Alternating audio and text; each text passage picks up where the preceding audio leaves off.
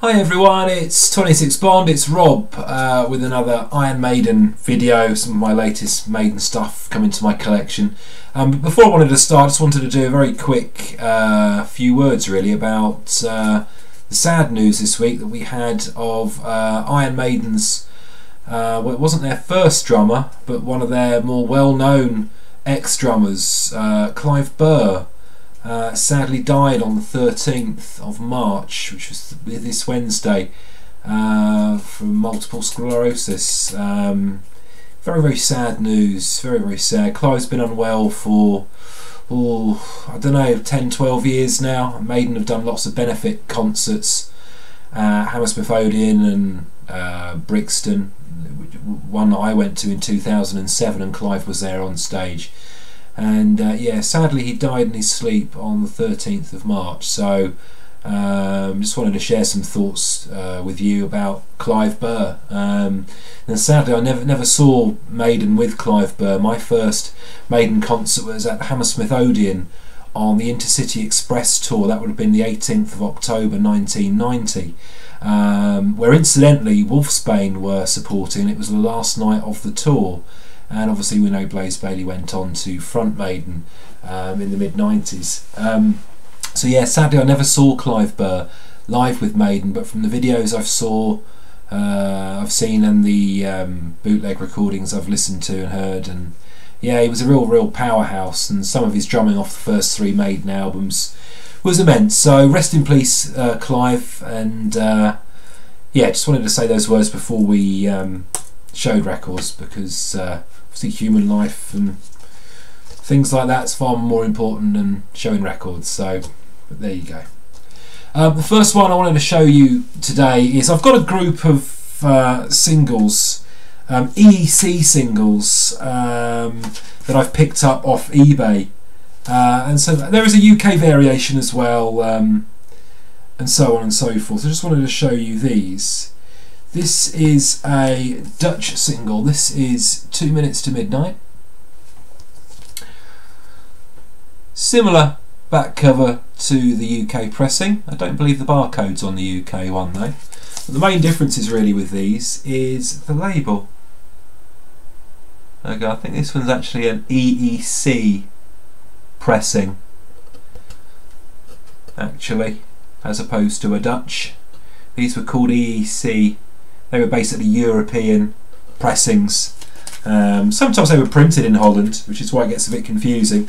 Other times France, but these are regarded as EEC, European Economic Centre or something like that, I think it stands for.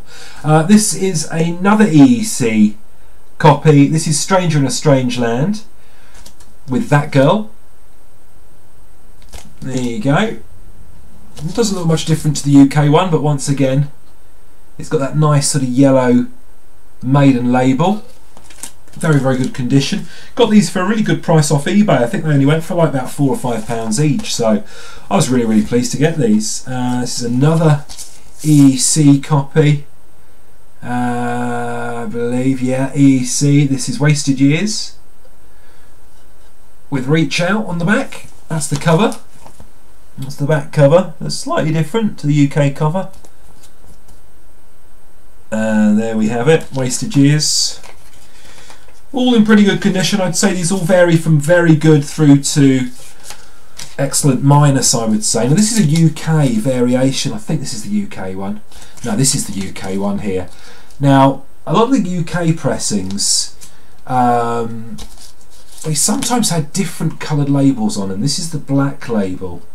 You can get a silver label, and what's called a, what was the other one? I think that was the silver one, is a injection moulded label. What that means, it's not a paper label, it's actually vinyl or plasticky, you know, it's the same, made the same with the record.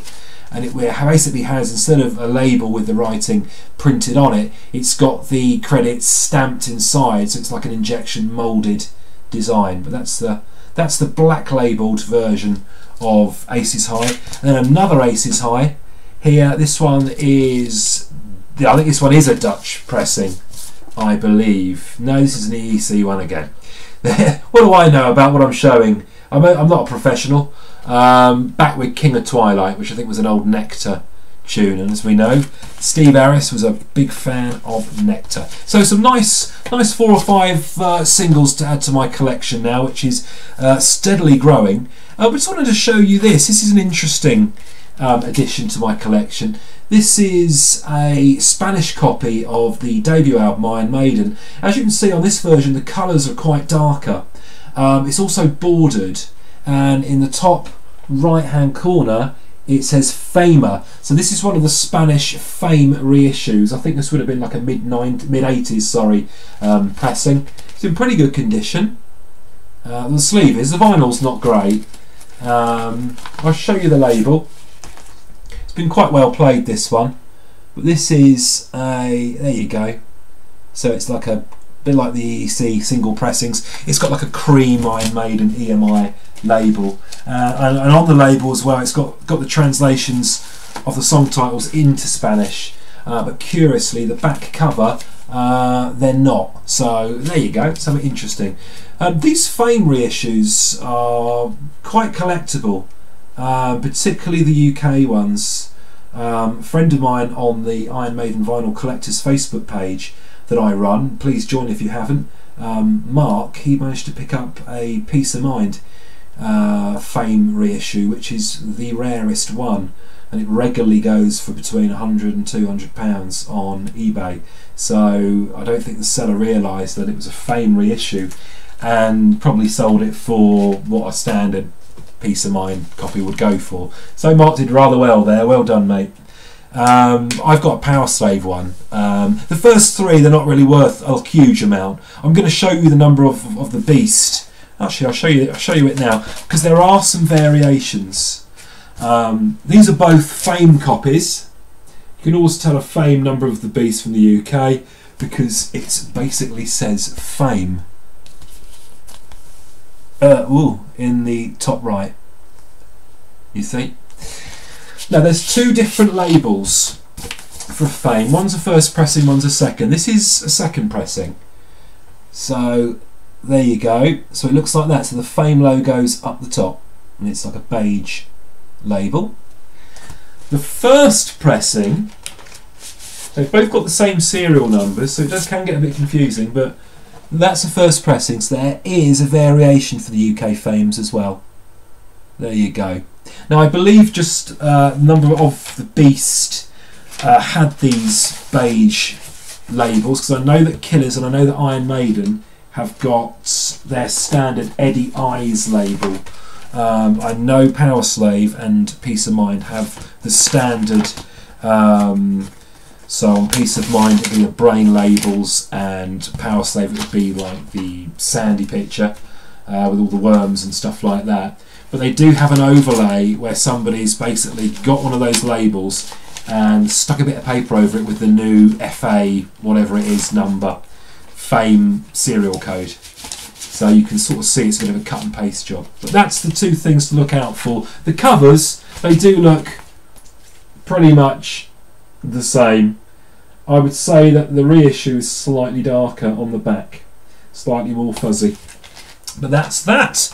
A couple of things I managed to pick up. Now my copy of this was absolutely battered. It was, in fact, the spoon at the top was broken off. So I managed to pick this up for a £5. And this is Can I Play With Madness, UK 7-inch. There we go. Got this for a £5 as well. Couldn't believe it. This goes for about 15 quid on eBay. This has never ever been played. There you go. So that's the Running Free Sanctuary Murder in the Rue Morgue 12-inch picture disc EP. Showcase all the stuff from Live After Death,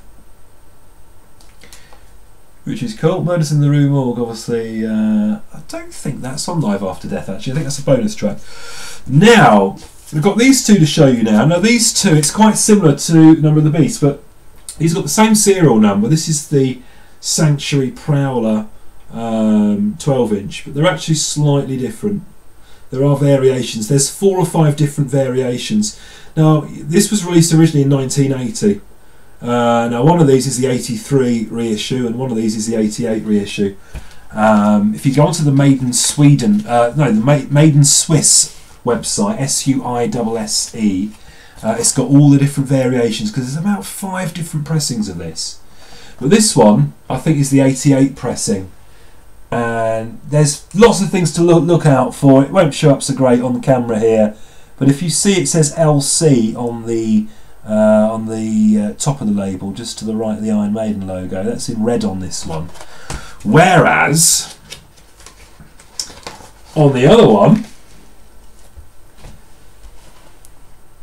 you see the LC, it's now at the bottom. Oh, there you go. I'll move it around. It's black.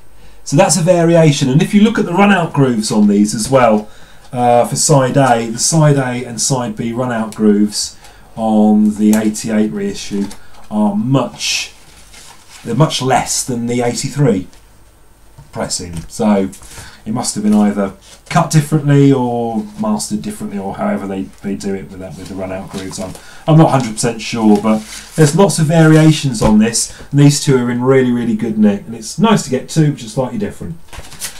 The next one, a bit of a bootleg for you. Last two, they're both bootlegs. This is the Battle Rages On. This is a limited edition of 120 copies. This is white vinyl, this one. It's like a white marble vinyl. There you go, so bits of blue in it, bits of black. Quite cool, lovely labels. And this was taken in Philadelphia on the 29th of June 2012. It's an incomplete show. It's basically the first few songs, really. So it's a single vinyl bootleg, but it's got a beautiful cover. Matter of fact, I think I prefer this to what Maiden are going to use for their Made in England 88. I actually prefer this. I think the packaging is superb. So if you can get hold of one of these, please do. But they're getting harder to find. There's less on eBay than there was a couple of weeks ago. But try and get that. And the latest one, this is probably the latest Maiden bootleg I've seen, really. This is Raising Hell at Pinewood Studios, Bruce's Last Stand. This is basically an incomplete show of the Raising Hell, you know, the Simon Drake thing that Maiden did when Bruce left the band. It's a beautiful green marbled vinyl. It's almost like a peppermint green in the flesh. Nice labels there of Eddie as Steve Harris. There you go. So sound wise, it's pretty good. As I say, it is an incomplete show from the video rip. Now this is a green vinyl, a marbled green vinyl, as you can see. So on the back it lists red vinyl, white vinyl and blue vinyl 100 each, black vinyl the rest. There's actually no stating of how many green copies were made. So, unless they're calling that blue, but I'm pretty sure they're not. So, there you go. So, I don't know whether the green vinyl's rarer, but certainly one to try and look at. There you go. Try and get into your Maiden bootleg collection. So, there's a bit of an update for you guys. That's some of the latest stuff I've got. Hope everyone's well. If you've not joined the Iron Maiden vinyl collectors page on Facebook, please do. It'd be great to see you and your collection there. But in the meantime, keep it Maiden, and I'll see you all soon. Cheers.